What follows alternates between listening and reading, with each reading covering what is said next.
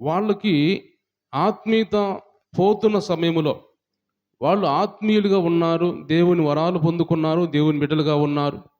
దేవునికి ఇష్టమైన వారుగా ఉన్నారు. వాళ్ళకి ఇలాంటి విశ్వాసులు, ఇలాంటి నమ్మకమైన వారు ఇంకొకరు లేరు అనే విధంగా దేవుడిని నమ్ముకున్నారు. అలాంటి నమ్ముకున్న వాళ్ళు తొలగిపోతున్నప్పుడు పౌలు వాళ్ళ భక్తి ఏమిటో, వాళ్ళు ఎలాగ ఉండాలో అది పౌలు వాళ్ళకి జ్ఞాపకం చేస్తూ మాట్లాడుతున్న మాటలు. ఏమిటంటే ఈ 8వ వచనంలో ఏమంటున్నాడంటే, మన ప్రభు అయిన యేసుక్రీస్తు దినమందు మీరు నిరపరాధులై ఉండినట్లు అంతము వరకు ఆయన మిమ్మును స్థిరపరచును. ఇక్కడ దేవుడు మాట్లాడుతున్న మాటలు ఏమిటంటే, అపోస్తలుడైన పౌలు కొరింథీ సంఘంతో మాట్లాడుతూ మీరు అంతము వరకు స్థిరంగా ఉండాలి. మీరు అంతం వరకు కూడా దేవుని సన్నిధిలో స్థిరముగా ఉండాలి, నిరపరాధులుగా ఉండాలి అని ఇక్కడ దేవుడు మాట్లాడుతున్నాడు. క్రీస్తు దినమందు అంటే యేసు ప్రభు రెండవ రాకడ వచ్చే వరకు కూడా, అంతం వరకు అంటే మన జీవితాంతం వరకైనా అనుకోవచ్చు, మనం బ్రతుకు దినములన్నీ కూడా అనుకోవచ్చు, మనం చనిపోయే వరకు అనుకోవచ్చు, లేకపోతే దేవుని రాకడ వరకు కూడా అంతం వరకు అంటే అంతం వరకు నిందారహితులై ఉండండి, మీరు స్థిరముగా ఉండండి అని దేవుడు మాట్లాడుతున్నాడు. దేంట్లో స్థిరంగా ఉండాలని దేవుడు మాట్లాడుతున్నాడంటే ఈ లోక సంబంధించిన వాటిలో కాదు కానీ, మన సొంత ఆలోచన బట్టి కాదు కానీ, దేవుని సన్నిధిలో ఆత్మీయంగా మీరు స్థిరంగా ఉండండి. దేవుని రాకడ వచ్చేసరకు అప్పుడు దాకా కూడా మీరు ఎక్కడ తొలగిపోకుండా, మీ ఆత్మీయతలో తొలగిపోకుండా స్థిరముగా ఉండండి. ఎన్ని కష్టములు వచ్చినా, ఎన్ని ఇబ్బందులు వచ్చినా, ఎన్ని ఇబ్బందికర పరిస్థితులు మీ మీదకి వచ్చినా కానీ, ఎన్ని ఆత్మీయంగా ఆధ్యాత్మికంగా కొన్ని శ్రమలు వచ్చినా కానీ, ఏది వచ్చినా కానీ మీరు తొలగిపోకుండా స్థిరంగా మీరు ఉండండి. మీ జీవితాన్ని స్థిరపరచుకోండి. అప్పుడే మీకు ప్రతిఫలం కలుగుతుంది అని కొరింథీ సంఘంతో ఇక్కడ అపోస్తలుడైన పౌలు మాట్లాడుతున్నాడు. మీరు నిరపరాధులుగా అంటే నిందారహితులుగా ఉండండి, మీరు నింద లేని వారిగా అని ఈ విధంగా పౌలు వాళ్ళతో మాట్లాడుతూ వస్తున్నాడు. అయితే దేవుడు ఈరోజు ఆ కొరింథీ సంఘంతో మాట్లాడినట్టుగానే ఈరోజు మనతో కూడా మాట్లాడుతున్నాడు. మనము కూడా దేవుడు ఎందుకంటే ప్రతిరోజు ఈ మాటలు మాట్లాడుతుంది, కొరింథీ సంఘం గురించి చెప్పుకొని పోవటం కాదు కానీ, వాళ్ళ ద్వారా మనం ఏమి నేర్చుకుంటున్నాం, ఆ సంఘంకి నేర్పినట్టుగా దేవుడు మన సంఘానికి ఏం నేర్పుతున్నాడు అనేది కూడా మనం తెలుసుకోవాలని దేవుడు మాట్లాడుతున్నాడు. అయితే మనము అంతం వరకు కూడా మనకున్న భక్తి, మనకున్న రక్షణ, వీటన్నిటిని కూడా ఆత్మీయత అన్నీ కూడా మనము అంతం వరకు స్థిరముగా ఉంచుకోవాలి. నీకు ఒకవేళ మధ్యలో ఏదైనా ప్రాబ్లం వచ్చిందా, కుటుంబ సమస్యలు వచ్చినాయా, ఆరోగ్య సమస్యలు వచ్చినాయా, లేకపోతే ఏదైనా శోధన వచ్చిందా, ఏది నీ మీదకి వచ్చిందా, ఏది వచ్చినా కానీ నీ మనస్సు స్థిరంగా ఉంచుకో దేవుని రాకడ వచ్చేసరికి. అంటే దేవుడు ఇక్కడ మాట్లాడుతూ అంటున్నాడు. ఫిలిప్పీయులకు రాసిన పత్రిక మొదటి అధ్యాయం మనం చూసినట్టయితే, ఫిలిప్పీయులకు రాసిన పత్రిక అపోస్తలుడైన పౌలు మొదటి అధ్యాయం 3వ వచనం చదువుదాం ఒకసారి. మొదటి దినము నుండి ఇది వరకు స్వార్థ విషయములో మీరు నాతో పాలువారై ఉన్నట్టు చూసి, మీలో ఈ సత్క్రియ ఆరంభించిన వాడు యేసుక్రీస్తు దినము వరకు దానిని కొనసాగించునని రూఢిగా నమ్ముచున్నాను. కనుక మీ అందరి నిమిత్తము నేను చేయు ప్రతి ప్రార్థనలో ఎల్లప్పుడూ సంతోషంగా ప్రార్థన చేయుచు, నేను మిమ్మల్ని జ్ఞాపకం చేసుకున్నప్పుడల్లా నా దేవునికి కృతజ్ఞతాస్తుతులు చెల్లించున్నాను. దేవుని స్తోత్రం చెల్లిద్దాం. హల్లెలూయా. పౌలు అంటున్నాడు, నా మొదటి దినము నుండి ఇది వరకు స్వార్థ విషయంలో మీరు నాతో పాల్వారై ఉన్నారు. స్వార్థ విషయంలో నేను ఎలా స్వార్థ చెబుతున్నానో మీరు కూడా నాతో కూడా అలాగే పాలువారై ఉండి మీరు స్వార్థ ప్రకటించుకుంటూ వస్తున్నారు. మీరు ఈ సత్క్రియ ఆరంభించిన వాడు యేసుక్రీస్తు దినం వరకు కూడా ఇది కొనసాగించుకుంటూ ఉండండి. యేసుక్రీస్తు దినం అంటే దేవుని రాకడ వరకు, రెండవ రాకడ వరకు కూడా దీన్ని, ఈ స్వార్థ ప్రకటించడము, ఈ ఆత్మీయ జీవితాన్ని, ఈ కృపా వరముల్ని దేవుడు మీకు ఏదైతే ఆత్మ సంబంధించిన ఇచ్చాడో అన్ని కూడా మీరు రాకడ దినం వరకు మీరు కొనసాగించుకుంటూ ఉండండి. మీ హృదయాన్ని స్థిరపరచుకోండి.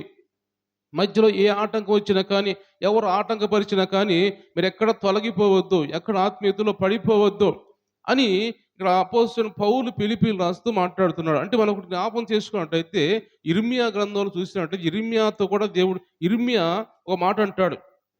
ఏమంటాడు? 20వ అధ్యాయంలో మనం చూసినట్టయితే యిర్మీయా గ్రంథంలో అక్కడ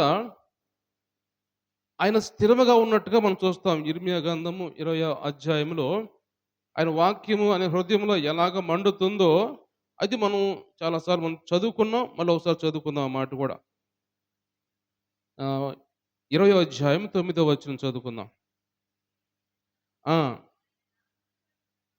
హ్మ్. అన్నీ అనుకొంటినా అది నా హృదయంలో అగ్నివలె మండుచు నా ఎముకల్లోని మూయబడినట్టున్నది. నేను ఓర్చి ఓర్చి విసికి ఉన్నాను. చెప్పక మానలేదు. నలుదిక్కుల భయము అనేకులు నలుదిక్కుల భయము అని అనేకులు గుసగుసలాడగా వింటిని. వారు దుర్మార్గుడని మీరు చాటించిన ఎడల మేమును చాటింతుమందురు. అతడు ఒకవేళ చిక్కుపడును. చాలు చాలు గమనించండి దేవుని బిడ్డారా, ఇక్కడ ఇర్మియా గురించి ఇది మాట్లాడుతూ ఇర్మియా అతని గురించి మాట్లాడుకుంటున్నాడు. ఏమంటున్నాడంటే, నేను ఎంతో విధంగా నాకు నాకు ఎన్నో ఇబ్బందులొస్తున్నాయి, శోధనలొస్తున్నాయి, అవమానాలొస్తున్నాయి. నేను చెప్పిన మాటలు ఎవరు వింటలేదు. ప్రతి ఒక్కరు నన్ను తిరస్కరిస్తున్నారు. మీరు చెప్పే మాటలు వినమంటున్నారు. దాంతో నన్ను చంపడానికి చూస్తున్నారు. నా మీదకొస్తున్నారు. ఇన్ని ఉన్నా కూడా నీ వాక్యం నాలో స్థిరముగా ఉన్నది అంటున్నాడు. నీ వాక్యం నాలో స్థిరముగా ఉంది. నేనెంత తీసివేసుకుందాం అన్నా కానీ అది పోవటం లేదు. నా హృదయంలో నా ఎముకలు అది మూయబడినట్టుగా ఉంది. అంటే దేవుని వాక్యము స్థిరముగా ఆయన అంతం వరకు కూడా స్థిరముగా ఉంది ఇర్మీయా ప్రవక్త హృదయంలో కూడా. ఎందుకంటే మనం ఇంకా తర్వాత ఆ వాక్యాలు ఇర్మీయా గ్రంథంలో మనం చూసినట్టయితే ఆ దేశం మీదకి ఆ నెబుకద్నెజరు రాజు వచ్చి దాడి చేస్తున్న చాలా మందిని చంపుతున్నప్పుడు ఆ నెబుకద్నెజరు దగ్గర సైన్యాధిపతి ఒక అతను వచ్చి అంటాడు, అయ్యా ఇర్మియా, నీకు ఏమి కావాలో చెప్పు, నేనేం చెయ్యం మేము, మా రాజు ఆజ్ఞ ఇచ్చాడు నీ మీదకి ఏం చేయొద్దని. నువ్వు ఎక్కడుంటావో ఉండు, నీకేం కావాలో అడుగు మేము ఇస్తాం అని. ఎందుకంటే ఆయనలో ఆ ఆత్మీయత స్థిరము, ఆ ఆత్మీయత అలా కనపడుతుంది వాళ్ళకి. దేవుడు ఇతనిలో ఉన్నాడు అని ఆ ఆలోచన ఈ నెబుకద్నెజరు రాజు కనపడుతుంది ఇర్మియా హృదయంలో. అంటే ఇర్మియా ఎక్కడ తప్పిపోకుండా దేవునిలో స్థిరముగా ఉన్నాడు కాబట్టి ఆయనకి ఎలాంటి ఆటంకాలు వచ్చినా, ఎన్నో ఆటంకాలు, ఎన్నో ఇబ్బందులు వచ్చినా కానీ దాని నుంచి తొలగిపోకుండా అంతం వరకు కూడా ఆయన అలాగే దేవుని వాక్యంలో ఉన్నాడు. అంతం వరకు ఆయన అలాగే దేవుని సన్నిధిలో కొనసాగాడు. రాకడ వరకు ఆయన చనిపోయే వరకు కూడా దేవుని సన్నిధిలో కొనసాగినట్టుగా మనం చూస్తాం. అంటే దేవుని వాక్యం అనేది ఇక్కడ అపోస్తలుడు పౌలు అంటున్నాడు, నా తోటి సువార్థికులు మీరు కూడా నేను ఎలా సువార్త ప్రకటించానో అలాగా మీరు కూడా దేవుని రాకడ వచ్చేసరికి కూడా అలాగే మీరు కంటిన్యూగా ఉండండి. మీ హృదయం స్థిరంగా ఉంచుకోండి. ఎన్ని ఈ ప్రాబ్లమ్స్ వచ్చినా కానీ మీరు తొలగిపోవద్దు అని ఇక్కడ అపోస్తలుడు పౌలు ఫిలిప్పీయులకు రాసిన పత్రికలో ఫిలిప్పీ సంఘానికి మాట్లాడుతున్నాడు. ఇక మనం చూసినట్టు దేవుని వాక్యంలో హెబ్రీయులకు రాసిన పత్రిక 13వ అధ్యాయం, హెబ్రీయులకు రాసిన పత్రిక 13వ అధ్యాయము 5, 6 వచనాలు చదువుదాం. హెబ్రీయులకు రాసిన పత్రిక 13వ అధ్యాయము. ఆ! హ్మ్. హ్మ్.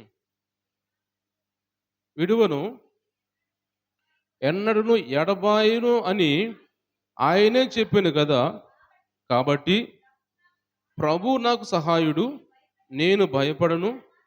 నరమాత్రుడు నాకేమి చేయగలడు అని మంచి ధైర్యంతో చెప్పగలవారమై ఉన్నాము. దేవుని స్తోత్రం చెల్లిద్దాం. హల్లెలూయా! ఇక్కడ పౌలు మాట్లాడుతూ అంటున్నాడు ఇక్కడ, ధనాపేక్ష లేని వారై మీకు కలిగిన వాటితో తృప్తి పొంది ఉండుడి. నిన్ను ఏమాత్రము విడవను, నిన్ను ఎడబాయను అని ఆయనే చెప్పి ఉన్నాడు గదా! కాబట్టి ప్రభువు నాకు సహాయుడు, నేను భయపడను.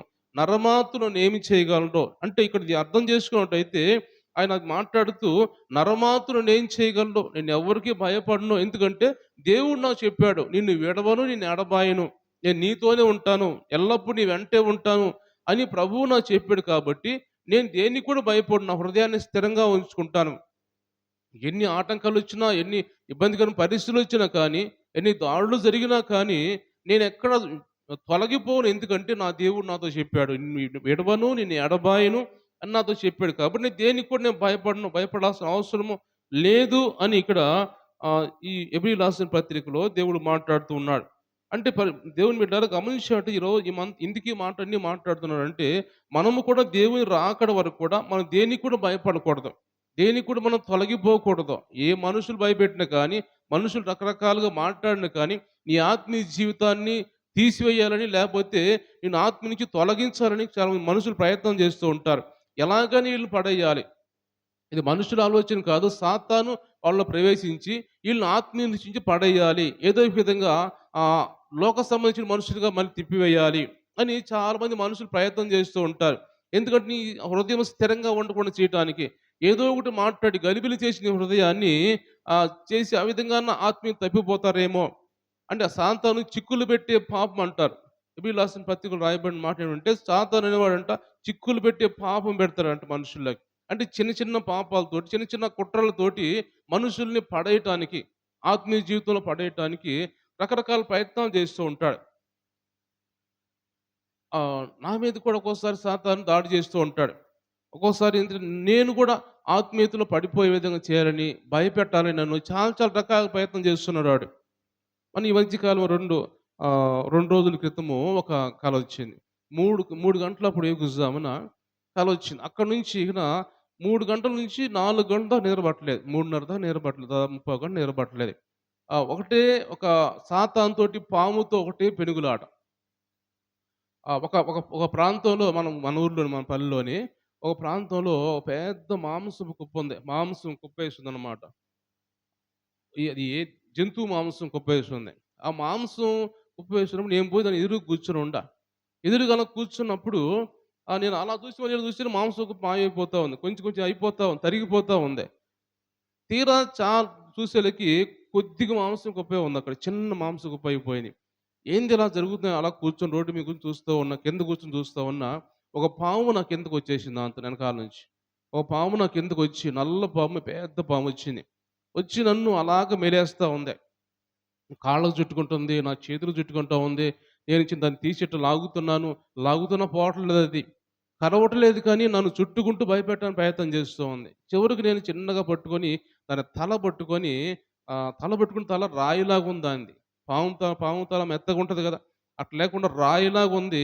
తర్వాత చిన్నగా నేను గట్టిగా పట్టుకొని దాన్ని నలిపేస్తున్నప్పుడు మెత్తగా మారిపోయింది ఇంకా. మెత్తగా అయిపోయి దాన్ని పట్టుకున్నప్పుడు దానికి పైన కూరలు లేవు దానికి. కూరలు తీసివేయబడ్డాయి. నేను అనుకున్న తర్వాత ఆలోచించా, ఇది సాతాన్ని దేవుడు సిలువలో మరణించినప్పుడు సాతాను తల చితకదొక్కాడు. వాడు కూరలను తీసివేశాడు అని నాకు అర్థమైన తర్వాత అది చూస్తే కూరలు లేవు. దాన్ని పట్టుకొని అలాగ మెలితిప్పుతా ఉంటే కింద పళ్ళు 2 కింద 2 పళ్ళుండేయి. ఆ పన్ను పెట్టి గుచ్చేసింది. ఏలుని గుచ్చేసింది. ఏలుని గుచ్చినప్పుడు పైనే ఉందనుకున్నా తీస్తుంటే పున్ను అలాగ వచ్చేస్తుంది దాని కింద పన్ను. అలా గుచ్చిన తర్వాత గట్టిగా పట్టుకొని మెలితిప్పేసి దాన్ని పాముని తీసి ఇసిరేద్దాం అని చెప్పి ఇసిరేస్తుంటే మళ్ళా వచ్చి నన్ను నాకే మళ్ళీ చుట్టుకుంటా ఉంది. ఎంత ఇసిరేసినా పోవట్లేదు అది. కరవటం లేదు, పోవటం లేదు. దానికి విషం లేదు దానికి. అంటే సాతానుని ఎంతగానో భయపెట్టాలని చూస్తున్నాడు. గలిబిలి చేయాలని చూస్తున్నాడు. నేను భయపడకుండా దాంతో పెనుగులాడుతూ ఉండా. దాంతో పోరాడుతూ ఉండా. చివరికి అదే ఓడిపోయింది. తీసి అట్లా ఇసిరేయబోయేసరికి పోతుంది కానీ, ఏదో ఒక విధంగా అంటుకోవాలని ప్రయత్నం చేస్తూ ఉందన్నమాట. అంటే ఏదో ఒక విధంగా దాడి చేయాలి నా మీద. నా ఆత్మీయత పోగొట్టాలి. నా స్థిరత్వాన్ని పోగొట్టాలి అని ఏదో భయపెట్టడానికి ప్రయత్నం చేస్తూ ఉంటది. ఎందుకు ఈ మాటలు చెబుతున్నానంటే, మనల్ని కూడా రకరకాలుగా ప్రయత్నం చేస్తూ ఉంటది సాతాను. మీ ఆత్మ నుంచి పడేయటానికి. నా తర్వాత అర్థం చేసుకుంటే ఏందో నాకు అర్థం కాలేదు. ఆ కల ఎందుకు వచ్చింది ప్రభా అని ఆలోచించుంటే అర్థం కాలేదు. సంఘం గురించి వచ్చిందా? లేకపోతే దేని గురించి వచ్చింది? అని ఆలోచించుకుంటూ ప్రార్థన చేస్తూ ఆహ్, దానికి ప్రార్థన చేసి దానికి అర్థం కూడా తెలుసుకోవాలి. సంఘాన్ని గురించి వచ్చిందని నేను అనుకుంటున్నాను. ఎందుకంటే సంఘం మీద సాతాను దాడి చేస్తున్నాడు బాగా. కొన్ని ఆత్మలు జారిపోతా ఉన్నాయి. అలాగే మాంసపు ఎగిరిపోయినట్టుగా కొన్ని జారిపోతా ఉన్నాయి, తగ్గిపోతా ఉన్నాయి. దాన్ని సంపాదించుకోవాలంటే దాన్ని మళ్ళీ ఆత్మను సంపాదించాలంటే సాతాను నా మీద దాడి చేస్తున్నాడు. ప్రార్థన చేయకుండా అడ్డుకుంటూ ఉన్నాడు. మిలేస్తూ ఉన్నాడు వచ్చి. అయినా కానీ ప్రభా నేను ఎక్కడ తగ్గొద్దు.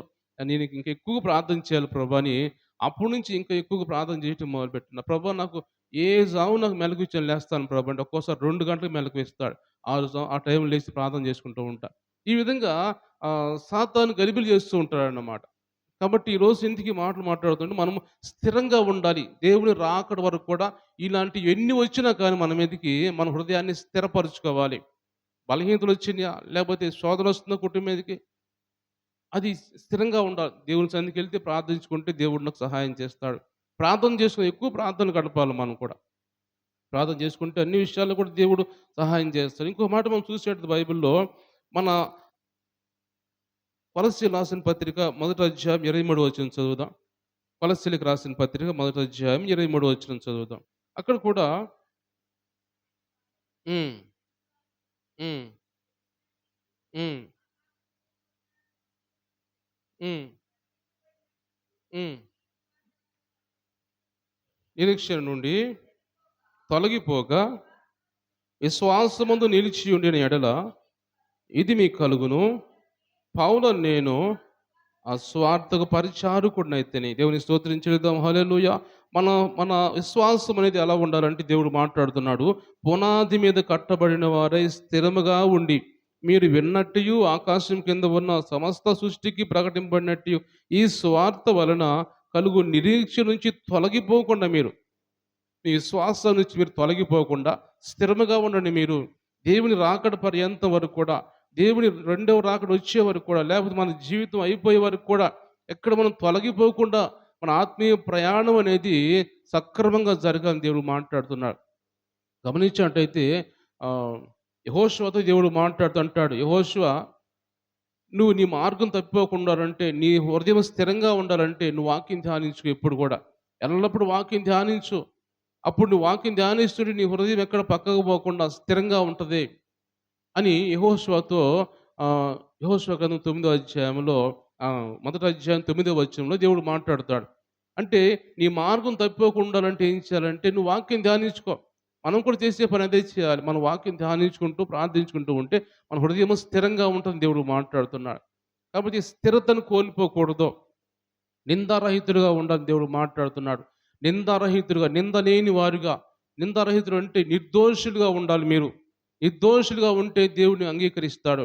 మీరు రాకడలో ప్రవేశించాలంటే నిందారహితులుగా ఉండాలి, నిర్దోషులుగా ఉండాలి. అంతం వరకు కూడా నింద లేని వారిగా ఉండాలని మాట్లాడుతున్నాడు. నీతిగా ఉండాలని మాట్లాడుతున్నాడు. నోహుతో దేవుడు అంటాడు, నువ్వు ఈ తరములో నువ్వు నీతిమంతుడు అంటాడు. నింద లేనివాడు. అందుకే అబ్రహాంతో అంటాడు 17వ అధ్యాయం ఆదికాండంలో అబ్రహాంతో అంటాడు, నేను సర్వశక్తిగల దేవుడను, నువ్వు నిందారహితుడిగా ఉండు. నేను నీకు సర్వం అప్పగిస్తాను, నేను దీవిస్తాను, నిన్ను ఆశీర్వదిస్తాను, నీతో నిబంధన చేస్తాను నేను. నువ్వు నిందారహితుడిగా ఉండు అని ఆదికాండం 17వ అధ్యాయంలో అబ్రహాంతో దేవుడు మాట్లాడతాడు. కాబట్టి మనము దేవుని మేళ్ళు పొందుకోవాలంటే, ఆయనతో నిబంధన చేసుకోవాలంటే మనం కూడా నిందారహితులుగా, ఏ నింద లేని వారిగా, ఏ పాపం లేని వారిగా, ఏ దోషం లేని వారిగా మనం ఉన్నట్టయితే అప్పుడు దేవుడు మనల్ని అంగీకరిస్తాడు. ఆయన రాకడ వచ్చినప్పుడు మనల్ని ఆయనతో తీసుకుపోవడానికి అవకాశం ఉంటుందని దేవుడు ఈరోజు మనతో మాట్లాడుతున్నాడు. కాబట్టి ఈ మాటన్నీ మన హృదయాల్లో తీసుకొని మనం కూడా ఈ మాటన్నీ కొరింథీ సంఘంతోనే కాదు కానీ మనతో మాట్లాడాడు దేవుడు. నేను నిందారహితంగా ఉండాలి, నేను స్థిరంగా ఉండాలి, నా జీవితాన్ని, ఆత్మీయ జీవితాన్ని స్థిరంగా ఉంచుకోవాలి. నేను దేవుని రాకడ వచ్చేవరకు కూడా, లేకపోతే ఈ లోపల చనిపోతానా, దేవుడు తీసుకుంటాడా, తీసుకునే లోపల వరకు కూడా నేను స్థిరంగా ఉండాలి, నా హృదయాన్ని, జీవితాన్ని కాపాడుకోవాలి, పాపాన్ని తీసివేసుకోవాలి, ఏ లోపం నాలో ఉండకూడదు అని మన దేవుని సన్నిధిలో ప్రార్థన చేసుకుంటూ దేవుని సన్నిధిలో ముందు కొనసాగుదాం ఆత్మీయంగా. దేవుడి ఈ మాటలు దీవించి ఆశ్రయించను గాక. కళ్ళు మూసుకుందాం, ప్రార్థన చేసుకుందాం. అందరం కూడా అందరం ప్రార్థన చేసుకుందాం. ప్రభువా, ఈ రోజునైనా, మూడో రోజునైనా ఉపవాస ప్రార్థనలోనైనా, ఇదిగో సంఘ